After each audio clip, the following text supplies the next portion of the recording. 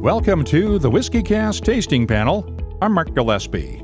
Each week on WhiskyCast, we cover the world of whiskey with news and interviews. But each month here on the WhiskyCast Tasting Panel, it's all about you and whiskey lovers just like you, tasting and rating whiskeys. We bring together a few whiskey lovers, pour some drams, and turn them loose to discuss the pros and cons of each one. This podcast started out several years ago as WhiskyCast virtual tastings, mainly because we were bringing our panels together virtually via Skype. We still do that from time to time, but it's a lot more fun when you can get everyone around the same table. And that's what we did this time around. Our tasting took place during the Wonderful World of Whiskey show in Cornwall, Ontario. And there's a twist this time around. Our panelists, Mark Bylok, Davin de Kergommeaux, and Frank McDonald, all tasted the three whiskeys blind. To make it even more fun, we'll keep you in suspense too until the final reveal. The only thing I'll tell you right now, they're all peated single malt Scotch whiskeys. And we'll get started right after this. Support for the WhiskyCast Tasting Panel comes from Whisky.auction, part of the Whiskey Exchange family. You've probably found an old bottle of whiskey in a relative's attic, or maybe one of those dusty old bottles in an out-of-the-way liquor store, and wondered just how valuable it might be. I get asked about that a lot, but I'll be the first one to tell you that I generally have no idea. So I send those folks to the experts at Whisky.auction. They've been in the business of evaluating rare whiskeys for a long time now, and they know their stuff. What's more, they'll evaluate your rare or not-so-rare whiskeys for free and give you their best estimate of what you might be able to sell them for at auction. Of course, it's an estimate and not a guarantee. Speaking of guarantees, though, if you're looking to collect rare whiskeys, but you're worried about the number of counterfeits out there, and believe me, there are plenty of them, Whisky.auction's team has a money-back guarantee if a whiskey that you buy at one of their auctions turns out to be a fake. There are new online auctions every month. Check out the items up for bid now at Whisky.auction, part of the Whiskey Exchange family.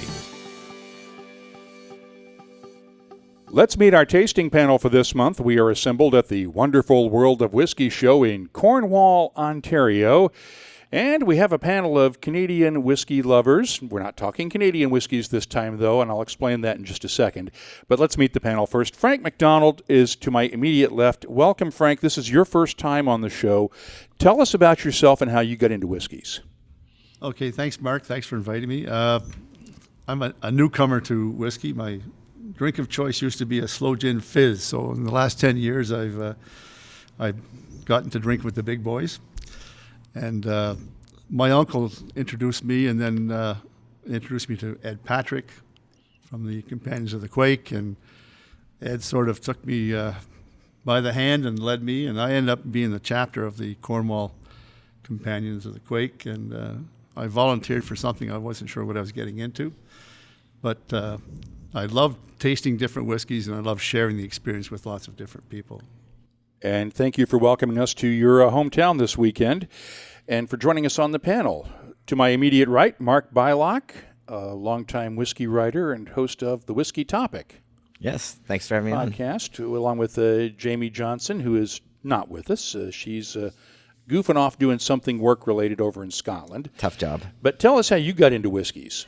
I always bought, when I was like 20, 21, I would just buy one bottle of whiskey and drink it for the 2 or 3 months and then buy another bottle of whiskey, usually single malt scotches. And eventually this became a kind of a career thing with the writing and the podcasting. But it just started with me buying one bottle because I bought into the hype. Single malts were great, and I bought into that. But now I drink everything from bourbons to Canadian whiskeys to blends. Thank you for joining us and for being part of the panel today. And finally, across from me, my old friend Davin de Kergommeaux, making his second appearance on the Tasting Panel podcast. What have you been up to these days, Davin, besides hanging out with me at Balcones a couple of weeks ago? Well, yeah, Mark, Yeah, we've been traveling a lot together. We ran into each other in New York at Whiskey Live, and then at Balcones, and of course, just before that, we were in Victoria at the Victoria Whiskey Festival. Yeah, I've been traveling a lot, promoting the new edition of my book. So traveling a lot in the States, but really traveling a lot in Canada. And Davin wrote the book on Canadian Whiskey, the Portable Expert. Where can people find the book? Well, Amazon's the best place to go if you're sitting at the computer, but most of the major stores carry it, and every bookstore can get it. It's Penguin Random House that released it, so every store has an account with Penguin Random House.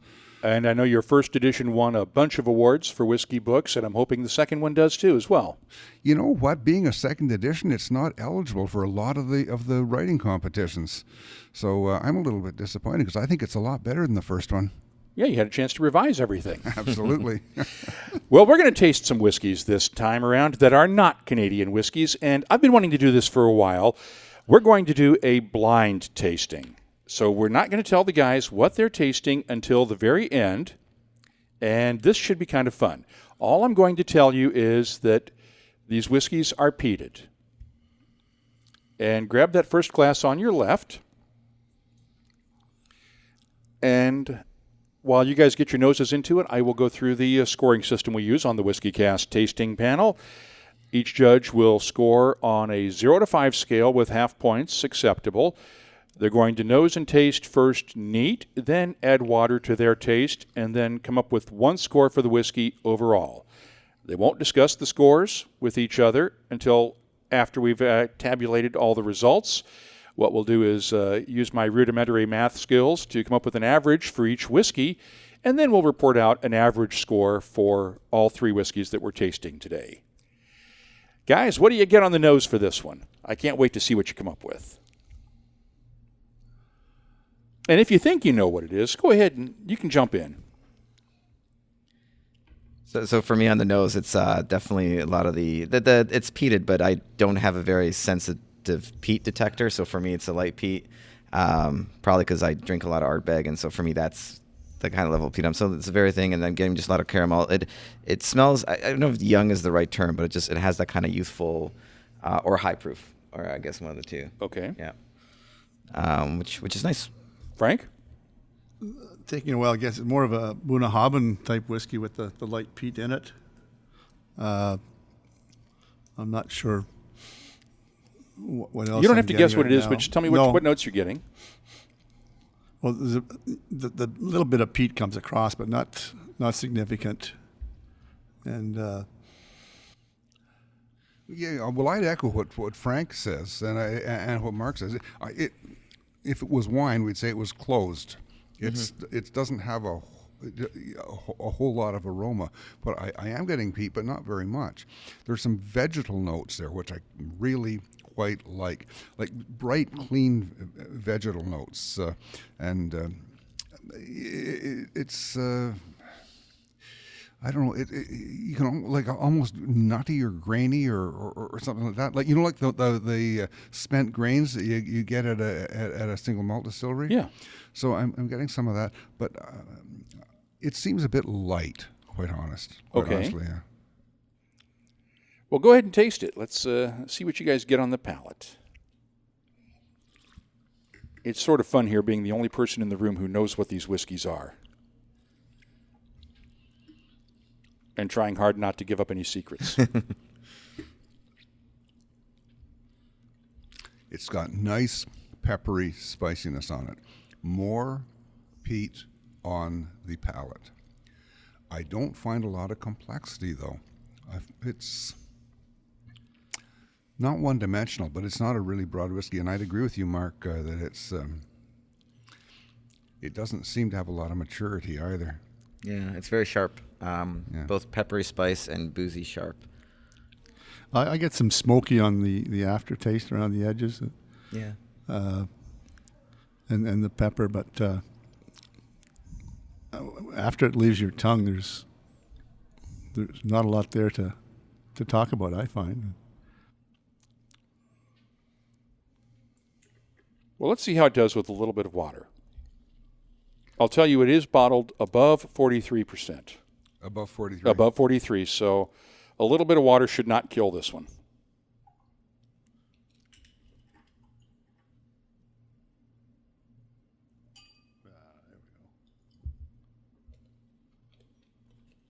For the record, Frank dropped the cap off of his water bottle into the glass. Doesn't float. You get some plastic notes on that now, Frank? I will. It's okay. Accidents happen. So definitely getting more kind of the hard candy, kind of citrus, lemon type notes, and the smokiness does come through a little bit more, I find. Maybe a little ginger kind of soda-y-ish. Okay. Davin? I agree with you, Mark, on the lemony note, but there's some other things. It's not like pears, but it's like that kind of fruit, you know. So there's some fruitiness on there. I find that a lot of the vegetal notes have gone. There's something in my throat that feels like black licorice, but doesn't taste like it. It's I think that the water has actually kind of mellowed the spices and the pepper on this. Okay. Frank? Anybody get any oiliness on that? I mean, I did before the water, definitely. yeah, I still get some, but it's a lot lighter. There's the smoke is not as pronounced, but there's something there. I not sure what it is yet. Yeah, I know it's interesting. I like it better with the water. Yeah. I mean, of course, now that you've said oiliness, I can detect the oiliness. Yeah. Yeah, it does seem more complete. It's especially the finish. It's a little, the pepperiness kind of is more mellowed, but also the sweetness comes through a little bit better. Yeah. No plastic in it, by the way. Oh, good. Glad to see that. Well, do we like this one? I do. I mean, it could be a nice sipping whiskey in the evening, perhaps. I wouldn't have it for breakfast, but it would be a nice whiskey to introduce to somebody, because it's not overpowering with the peatiness or the smokiness. It'd be nice to bring them along and show them what a peated whiskey could taste like, and then give them the chance with the water to show the impact of the water as well. Okay. Yeah, Frank, I think, it's an approachable whiskey. I don't find it to be an exciting whiskey, though. It's just,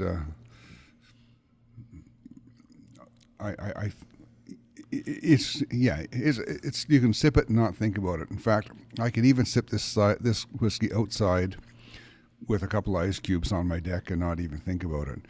So, I'm really hoping you're not going to tell me this is the only sample in existence of malt mill. No. Put it this way, if it were, I wouldn't be sharing it. I would have drunk that sucker myself. Mark, I'm kidding. We go back decades, Mark. Yes. We would share something Yes, we would. Yes, we would. But, Georgie Crawford would never let that sample of malt mill that she has in her safe get out of the place.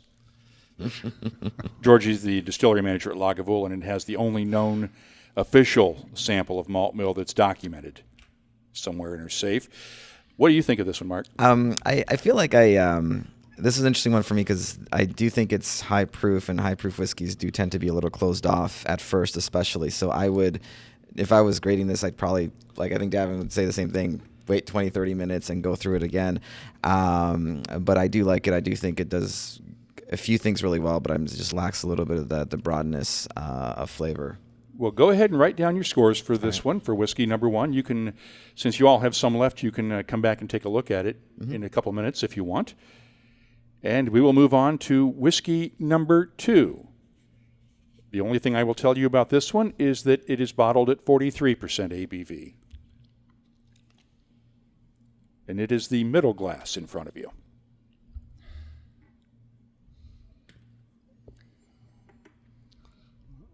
This is without plastic. Good.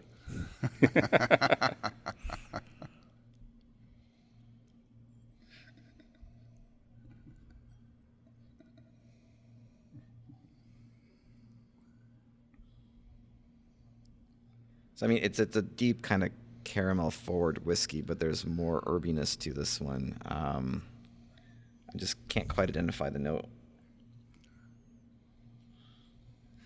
Do you find something fruity, like red fruits in this? Yeah, Not sherry, but that kind of that level. Yeah. Like a red apple or something like that? Maybe a berries? Maybe More berries. berries. Berries. I apple. like berries. Yeah, that's you kind of get the pear notes as well, a little bit like the freshly cut pear notes, but the sweeter notes I would say are berry. Berries. That's a good one. Again, my terrible peat detector is not going off too much on this one, so. On the aroma alone, there's not a lot that grabs me out of it.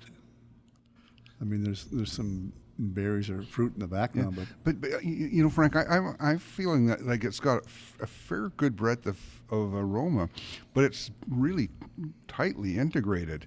So it's, you know, whereas the first whiskey was maybe a little less multi-dimensional. This one, I find that there's more here. I think that Mark is right about this. If we let this one sit for a little while, it's probably going to really open up. Well, go ahead and taste it. You know what? I'm getting a little bit of like pine pitch or something in there now. Okay. There's something a little funky and nice about it. Yeah.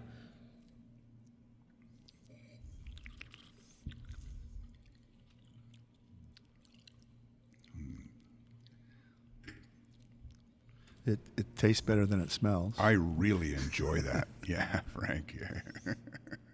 Yeah. I think it has like it has like a 3-phase taste. Like it hits you first, then it kind of calms. The sugars come down, the spice comes in after. Like for me on the palate, it has a nice story. It just goes through really nicely. You know, compared to the first one, which is kind of more one-dimensional, as we were saying, this one has like hits your palate 3 different ways all the way through. Nicely distinct. Yeah, I like that. The finish is just a touch of really pleasant bitterness on it too.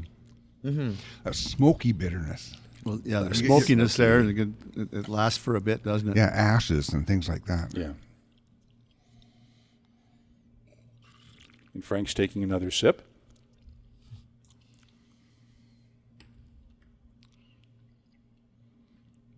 I like it. It's like as the other Mark said, that there's a sweetness, and then with the aftertaste, it really comes through with the spicy, smoky, that blend of flavors. Yeah, I agree. I'm really enjoying this one. Let's see how it does with water then. Yeah.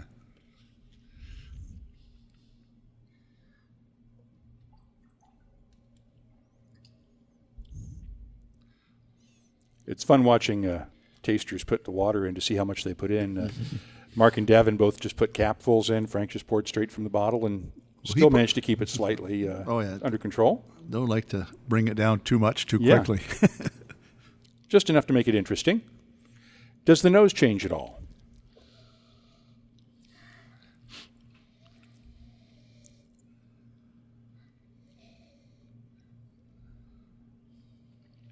I don't find a whole lot of change. In fact, if anything, the nose is diminished. I was going to say there's less there than there was without the water. Yeah, I'd agree with that. And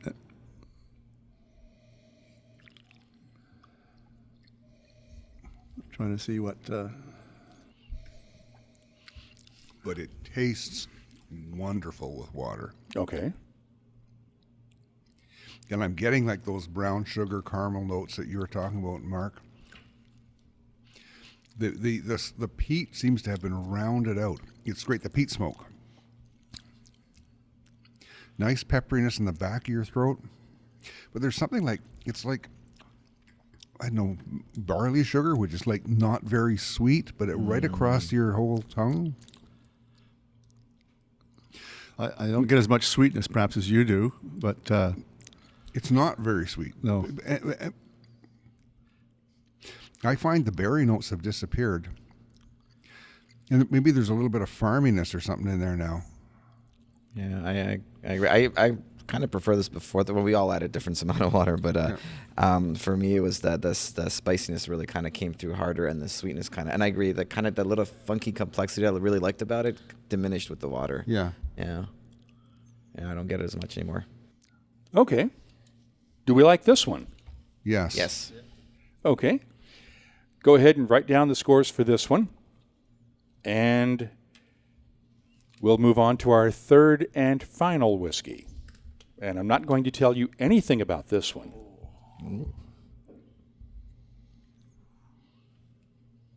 You're a cruel taste master, Mark. Yes, I am. Already this smells. But they're good less whiskeys. Cruel but kind. This already smells a little less traditional. Very And by that I nice. mean it doesn't smell like a traditional Scotch or a traditional peated whiskey.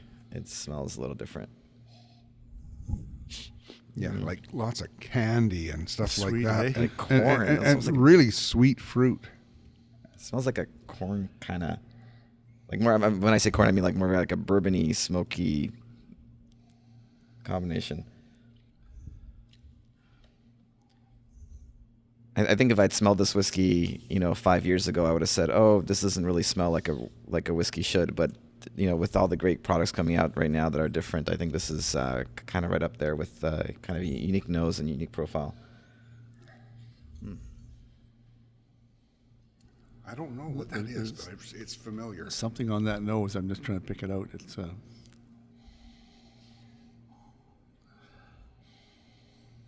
what is it? Because it's not like the typical like dried fruits. It's nothing like that. No, it's something. It's almost like a Asian fruit. yeah. You know the way they're sweet, but they're not. But they're kind of bland at the same time. Like a kiwi fruit, something like that? No, I was Okay. thinking more like Asian pear or something Okay. like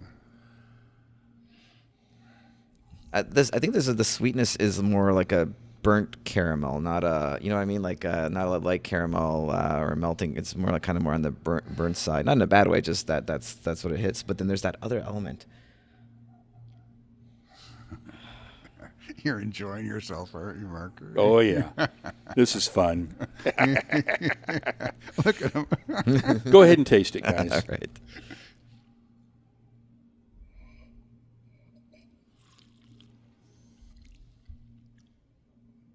Ooh.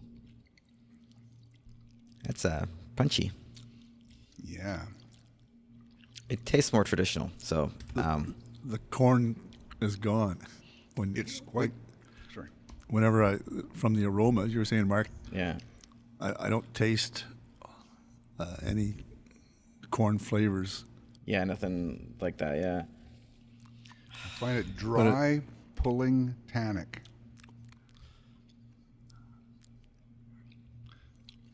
I get more of that kind of barnyard notes on this now that I after tasting it and nosing it again.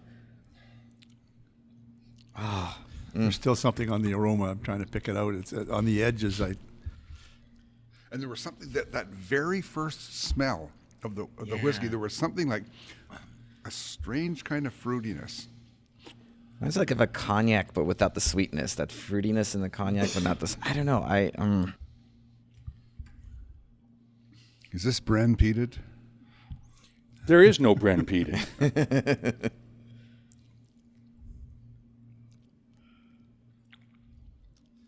I mean, I've tasted a Calvados that was close to this. Yeah. I'm going to guess this is at close to cast strength at least because it just is so punchy in flavor. So I'll be curious to see how it tastes with a little bit of water. But it's very intense. It's a very intense pour. I get that little bit of funkiness that comes and goes, that funkiness, which I think, just adds a nice, interesting element to this. I just don't know what it is. Well, go ahead and add some water, see if that brings it out. I really like this one. I thought you might. There's some sweetness there now with the aroma. I mean, comparing this to the first, it has that same intensity, but it has so much more complexity on that nose.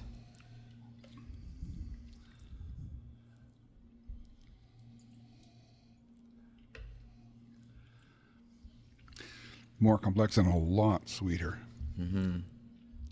With the water especially. I go back to my Calvados theme. It almost tastes some apples in it. We've got apples now. Yeah.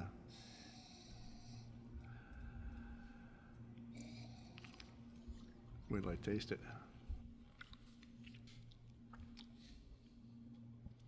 I mean, it's boozy, it's intense, it's got funkiness, it's got a lot of spice. The sweetness is really nice. It changed a little with water, but it's still very well composed whiskey. So it's kind of brought out maybe a little bit more earthiness with the water. But yeah, I really like this. It's really great.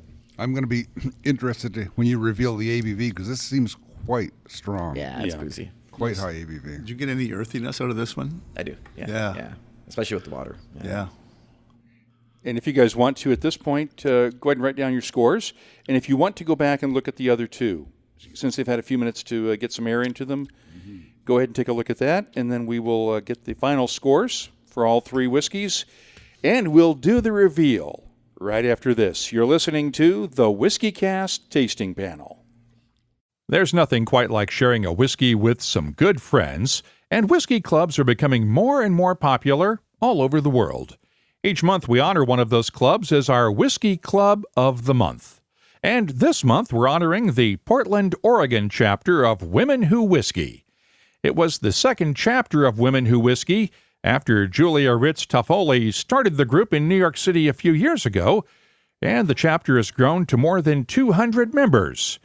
Janine Bell is the Portland chapter president and told us this about her membership. It's been a pleasure to watch the members progress in their whiskey journeys. One of our most regular members joined to be able to discuss whiskey with her two oldest sons. She jumped in head first and has attended almost all of the events. Now, Mom knows way more about whiskey than they do. We have some events where men are invited. At those events, I've heard husbands and boyfriends say that although they're jealous they cannot attend most of the events, they understand and honor the need for the space. Thanks, Janine. We'll be sending her 24 WhiskyCast Glencairn glasses to use at the chapter's upcoming tastings. And if you're interested in joining Women Who Whiskey, there's a link to their website on our Whiskey Clubs page at whiskycast.com. If you have a whiskey club, we'd like to add you to our list of clubs around the world, too. You can use the contact form at whiskycast.com or email us at comments@whiskycast.com. Tell us a little bit about your club, and please include a link to either your club's website, a Facebook page, or a Twitter feed so we can help other whiskey lovers get in touch with you. Who knows? Your club might just be our Whiskey Club of the Month on a future episode of the WhiskyCast Tasting Panel. And thanks to Glencairn Crystal for helping us honor the Women Who Whiskey Portland chapter, our Whiskey Club of the Month. Welcome back to the WhiskyCast Tasting Panel. Our panelists have spoken, and we have a clear winner. And before we give the scores and the reveal, what did you guys think of these three? And do anybody have any guesses as to what they might be? I honestly wouldn't be surprised if they were from the same distillery, but just kind of... They are not. Okay. Well, I guess it's this peat. That's really very similar. What was the question? Anybody have any guesses? And what'd you think of all three of them? Overall impressions. Okay, now that you said it's not the same distillery, I don't have any guesses. No, I don't have it. I thought I knew what number one was, maybe a Bunnahabhain or whatever, but whenever I got to the third one and the apple started coming in, I got all messed around. I'm a Calvados man, but I like the third one over the other two. I don't know. Did you really? Yeah. Because that was my favorite as well. But I have to admit, I liked number two. When I went back, Mark, afterwards, and on the break, tasted the three of them, they'd all developed. And I liked the first one a lot better than I did before I handed my marks in. But, yeah. Did anybody change your score as a result of going back? No, I wouldn't change my scores. But, I did. I changed number two. I downgraded it. Okay. I would be honored to drink any one of these whiskeys with you, Mark. I appreciate that. So do you want to know what they are? Yes, Yes. please. Yeah. Okay, we will start from the bottom up. Whiskey number one, with an average score of 3.3, was the Lagavulin 8-year-old 200th anniversary bottling. No, can't, because I love that whiskey so much. It was. I poured it myself. Straight from the bottle into a blank bottle. By golly. But it's I not didn't, is it the original release? It's the original release. Really? Really? Wow. Is that a surprise? That's a real surprise. Yeah, I I've would. still got a few unopened bottles at home too, because I love that Yeah, whiskey. I agree with you. I Yeah. normally, I agree with you. Yeah, So when you don't see the label, it's so helpful, isn't it? But it's a good example though, because it is a young whiskey. So what I like about that whiskey is that youth, that the grain comes through really nicely. Yeah. And so when you look at this blindly, you're not really sure where it stands. Like you're not sure if it's high proof or if it's the age wise. It was bottled at 51.95%. Yeah. So it's both young and Young and high proof. So High you were proof. Yeah. you were pretty close on that one. Yeah. Yeah. Whiskey number 2 came in second with an average score of 4.3. Anybody have any guesses? It doesn't really taste like Scotch. There's that note that you noted, Mark, that I don't get what it is. It's a fruity thing. I don't know. Not a clue. I'm sorry, Mark. I don't have a. no, it was my least favorite. So I'm not. You guys are going to scream. oh boy, it's Ardbeg 10. No, Lafroig 10. Lafroig 10. Really? Yep. The quintessential Isla, and I don't recognize it as Scotch.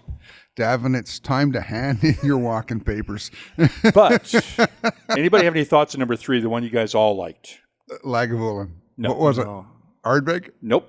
With an average score of 4.8, which is, I think, is the highest score and the closest we've come yet to a perfect score ever on the WhiskyCast tasting panel. Bowmore. Nope. No. It wasn't Bowmore. Nope. Oh, Brook-Laddie's Octomore 8.1. Oh, Yeah. well, there boy. you go. Boom. Yeah. Go that's- Brook Which Laddie. was at 59.3% Yeah. ABV. I added water and then more water, then more water, then more water. I saw that. That was amazing. You're just like, whoop, whoop, It was whoop. peated to, I think, about 187 parts per million in that general range, around 190 right? parts per million of phenols. Oh boy. But I enjoyed that. That was.